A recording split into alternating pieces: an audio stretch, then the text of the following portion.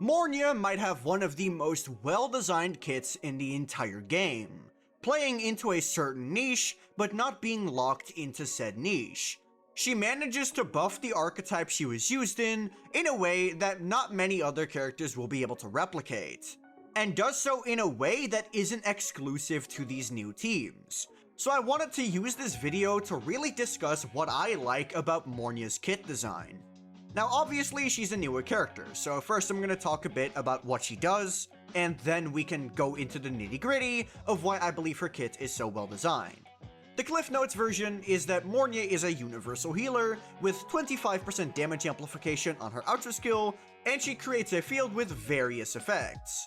When you do her full rotation, these effects include a 20% defense buff, it also includes resistance to interruption, and constant healing. But the effect I want to put the most emphasis on is the fact that she increases the off-tune buildup that your characters apply by 50%. This is an incredibly powerful buff that I can't wait to see exploited more further in the future.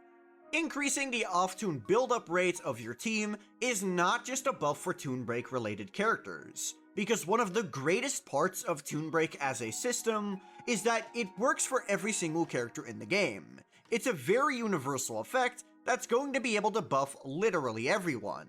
This makes it a lot more well designed than something like Yuno's Blessing of the Wand Light buff, which really only affects Augusta.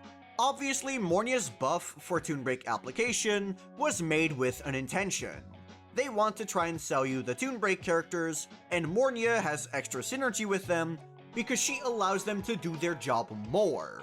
50% more off-tune application means approximately 50% more Toon Breaks, which is really nice because Toon Rupture and Toon Strain are both triggered when you use a Toon Break skill. So obviously, getting more Toon Break skills is a very good effect. I've already discussed how it helps every single team in the game, which is in my opinion one of the most important things it does. But something else about it that I like is that Toon Break itself as a system has potential to be used incredibly dynamically. For example, you're able to use Toon Break skills to cancel certain animations, you're able to use Toon Break skills to cancel certain enemy attacks, etc, etc. And giving us more off-tune application means we're going to be able to use these tech more. We're going to be able to cancel more animations, and we're simply going to get the ability to do a lot more cool things with Toon Break. Getting more Toon Breaks is not just more Toon Rupture damage or Toon Break damage, it also means more enemy interruptions, as well as more animation cancels. Toon Break skills are a very good addition to the game, and giving us the ability to use them more is never going to be a bad thing in my opinion. And if you disagree with that opinion, you can at least agree that this is a lot more inspired than Yuno's Blessing of the Wand Light. Blessing of the Wand Light really is just a damage buff with a shield restriction tied to it. Now, I already know what you're gonna say in the comment section. Mornye has something very similar with her interfered marker, but I'm gonna talk about that a bit more later in the video, so hold on to your horses. So, cool. Mornye gives off-tune application. That is a buff every single character is able to use. However, how does she buff old archetypes, and how does she beat Shorekeeper? Well, I'm glad you asked. I'm not gonna mention Lene yet because I consider her to be part of the Toon Break archetype, so we're gonna talk a bit more about that later. But what I want to talk about now is Monofusion. Lupa is an incredibly powerful character, but she has the restriction that a lot of her effects are primarily tied to having multiple other fusion characters in your team. Sure, Lupa is one of them, and you're using another fusion character most likely because almost all of her buffs are for fusions. However, we did not have a fusion universal healer. We ended up using Lupa with Brand for most of these teams because Brand has a ton of personal damage, especially when you pair him with Lupa's buffs. But now, thanks to Mornye, we're able to run Lupa-Mornye compositions to get even more powerful monofusion teams. Obviously, this didn't leave Brand in the dust. Funnily enough, Brand was actually the one who got one of the biggest buffs out of Mornye's release, because his main DPS team is now incredibly solid. Now sure, his main DPS team does optimally want you to do a bit of swapping between Brand and Lupa. However, the swaps are incredibly brain dead. They're basically just swap the second you're able to, press the normal attack button, and then swap back to the other character as soon as that becomes a possibility. So while it is technically quick swap, it's incredibly brain dead and does not require much thought. So while a lot of Brandt's relevance within monofusion compositions was removed, he did still get quite the benefit from Mornye's release. Obviously, Lupa Mornye is going to be a very powerful combination for all other fusion carries. It's the best in slot for Encore, and it's one of the best in slot options for Galbrenna, beating out the previous Brandt's Mornye team, and in some scenarios it will even beat out the Choyuan Shorekeeper team.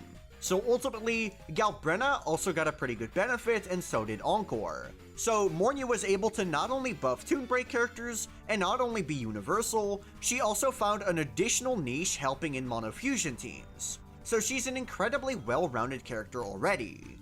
But now it's finally time for me to talk about the elephant in the room, being her interfered marker and her synergy with Toon Break. Obviously, off-toon application is not the only thing she does for the Toon Break archetype.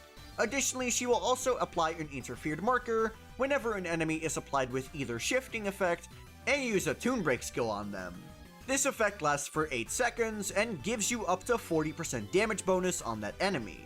While this is a strong effect, and it is definitely locked behind Lene at the current moment, I actually don't think it's badly designed. Normally when something is restrictive like this, I take issue with it, but with the interfered marker, I don't mind as much. Just like with Yuno, I am willing to commend Mornye's already universal kit, and if there's one bad apple in there, I'm willing to forgive that. But with Mornye, she's not relying on something that only one character is intended to use, like with Augusta and Blessing of the One Light. The shifting effect will be applied by future characters.